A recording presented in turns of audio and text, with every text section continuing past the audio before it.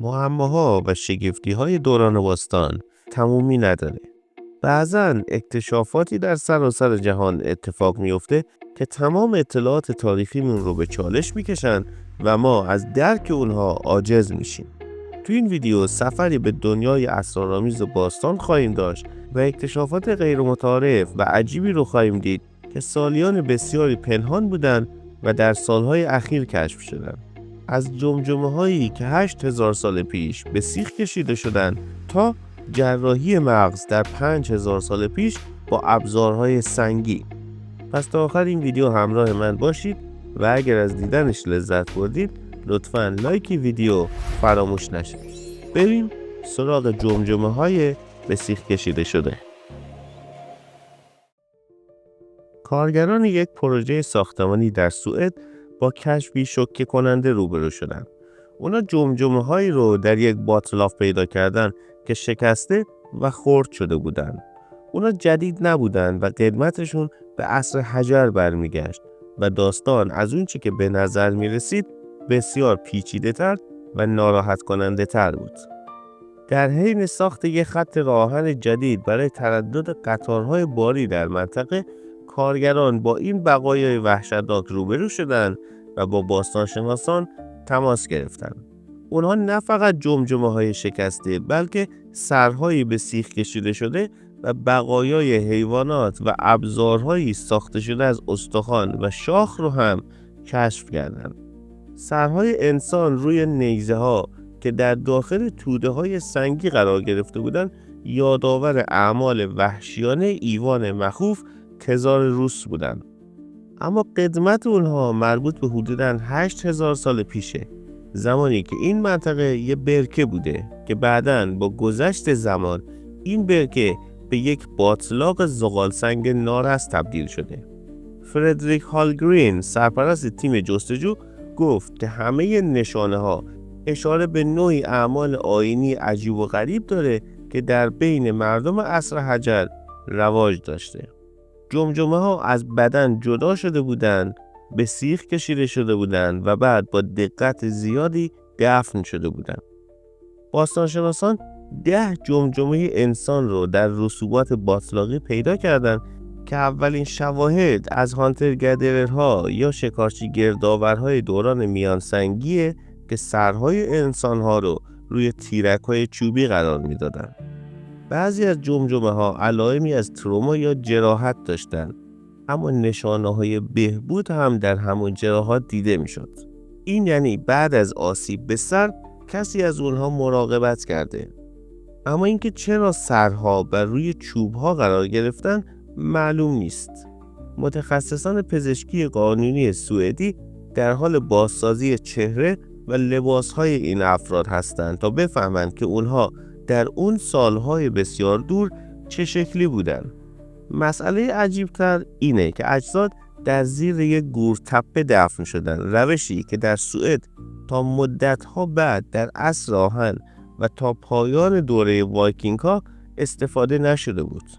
هیچ کس نمیدونه که چرا این انسانهای عصر حجر که احتمالاً شکارچی گردآور بودن سختی و زحمت ساخت این گورتپه های پیچیده رو به خودشون میدادن و بعد چند سر رو بر روی نیزه های چوبی قرار میدادن و داخلشون میذاشتن. واقعاً گیج کننده است. در شهر باستانی ویران شده پومپئی در ایتالیا، باستانشناسان یک مقبره اسرارآمیز و یک جسد مومیایی شده را کشف کردند. محققان دانشگاه والنسیا در اسپانیا این کشف شگفت‌انگیز را انجام دادند. اما از اون زمان تا به امروز این یافته دانشمندان را شگفت زده کرده، چون در اون دوره رسم بر این بوده که اجساد بزرگسالان سوزانده بشن، نه اینکه دفن بشن و یا مومیایی بشن. اینجا منحصر به فرد و تنها مقبره کشف شده در پومپئی که دارای یک اتاق دفنه. به لطف حفظ عالی شهر پومپئی که در اثر فوران آتشفشان با لایه‌ای از خاکستر پوشانده شده، این مقبره اطلاعات زیادی در مورد فرد دفن شده در اون آشکار کرده. اون چیزی که باستانشناسان تا الان فهمیدن اینه که این مومیایی متعلق به مردی به نام مارکوس ونریوس سکوندیو. به نظر میرسه که مقبره اون احتمالاً در 1 دهه پیش از نابودی شهر ساخته شده بوده. این مرد قبلا یک برده عمومی بوده که بعداً به مقام نگهبانی معبد محلی اله ونوس دست یافته.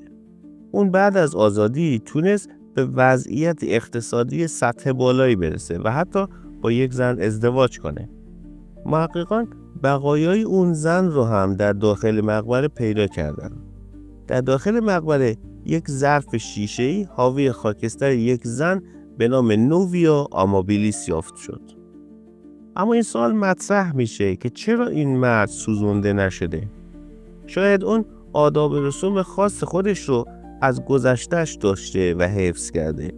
تنها فرضیه‌ای که باستانشناسان مطرح کردن اینه که اون به فرهنگ یونانی علاقه داشته، چون در اون زمان در یونان دفن کردن مرسوم‌تر از سوزوندن بود. یک مومیایی باستانی از قرن 16 میلادی قدیمی ترین مورد شناخته شده از بیماری هپاتیت بی در جهان محسوب میشه. 500 سال پیش کودک خردسالی در سن تنها 2 سالگی جون خودش را از دست داد. بقایای این کودک در داخل یک سرداب در شهر ناپل ایتالیا قرار گرفت. به لطف شرایط خشک کلیسای سن دومینیکو مگیوره، جایی که اون دفن شده بود، بدن اون کودک به تدریج و در گذر زمان مومیایی شد. در دهه 1980 محققان بدن مومیایی شده ای رو از دل خاک بیرون آوردن و تشخیص دادن که اون به بیماری آبله مبتلا بوده. اما این تشخیص اشتباه بود. آزمایش‌های ژنتیکی جدید نشون دادن که این کودک به آبله مبتلا نبوده، بلکه از بیماری هپاتیت بی رنج می‌برده. طبق گزارش مؤسسه اسمیتسونیان، کالبدچکافی انجام شده در دهه 1980 علائمی از ضایعات پوستی روی بدن مومیایی نشون داده که با علائم آبله همخوانی داشت. اما در سال 2016 وقتی آزمایش DNA دوباره انجام شد، هیچ اثری از ویروس آبله در بدن پیدا نشد. در عوض دانشمندان وجود ویروس هپاتیت بی رو کشف کردند. امروزه هپاتیت بی همچنان یک بیماری خطرناک محسوب میشه. حدوداً 350 میلیون نفر در سراسر جهان با این ویروس زندگی میکنن که کبد رو آلوده میکنه و از طریق خون در بدن پخش میشه. با آنالیز این مومیایی دانشمندان فهمیدن که ویروس هپاتیت بی در طول 500 سال گذشته تقریباً بدون تغییر باقی مونده. این ویروس از همان ابتدا، زمانی که این کودک رو آلوده کرد، کاملا تکامل یافته بوده. اما اینکه آیا این موضوع خبر خوبیه یا بد هنوز مشخص نیست. احتمالاً خبر خوبی نیست.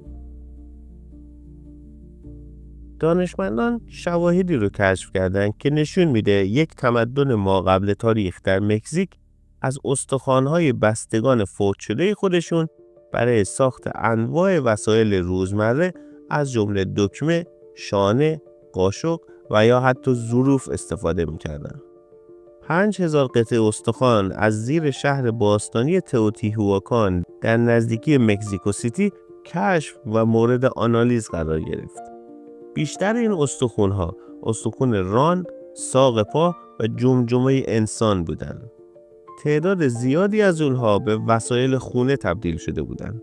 این مردم که قبل از ورود آزتک‌ها در تئوتیهوآکان زندگی می‌کردند، گوشت و ماهیچه رو از روی استخوان و با استفاده از چاقوهای سنگی جدا می‌کردند. اونا این کار رو بلافاصله بعد از مرگ انجام می‌دادند، چون بدن باید تازه باشه تا استخوان هم هنوز قوی و محکم باشه. این تمدن که بین سالهای 100 پیش از میلاد تا 650 میلادی در تئوتیهوآکان زندگی می‌کردند، آداب و رسوم قربانی کردن انسان هم انجام می‌دادند.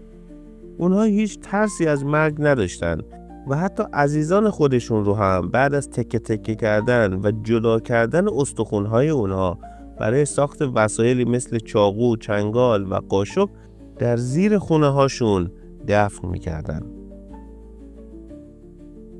اسکلت یک خوناشام در بلغارستان کشف شده که یک میله فلزی در قلبش فرو رفته. این اسکلت در خرابه‌های یک شهر باستانی توسط یک باستانشناس بلغاری محلی کشف شد.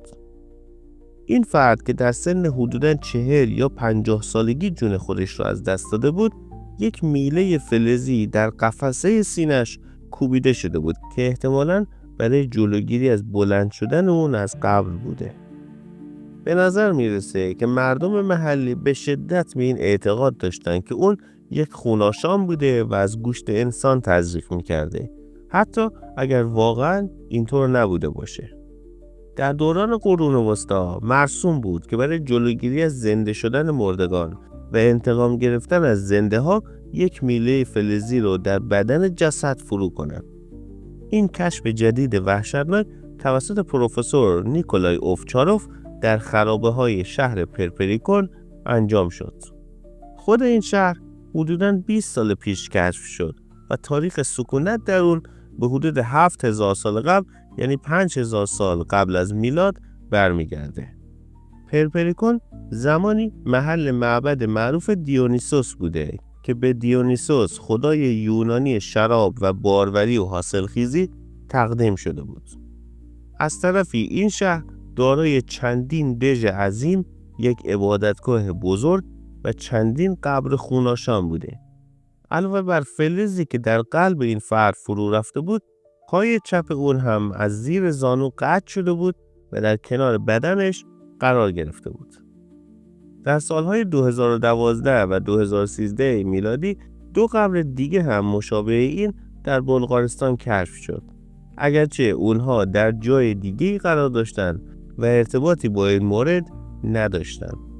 تا به امروز محققان حدوداً 100 اسکلت خوناشام رو در سراسر بلغارستان کشف کردند که همین بلغارستان باستان رو بسیار ماورا طبیعی‌تر از منطقه ترانسیلوانیای رومانی که سرزمین افسانه‌ای دراکولاست میکنه.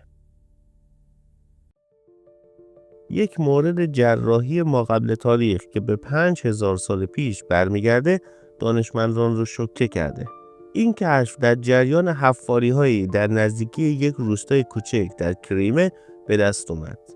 انسانشناسانی که با مؤسسه باستانشناسی آکادمی علوم روسیه همکاری می‌کردند، جمجمه مردی رو کشف کردند که تحت عمل جراحی جمجمه قرار گرفته بود.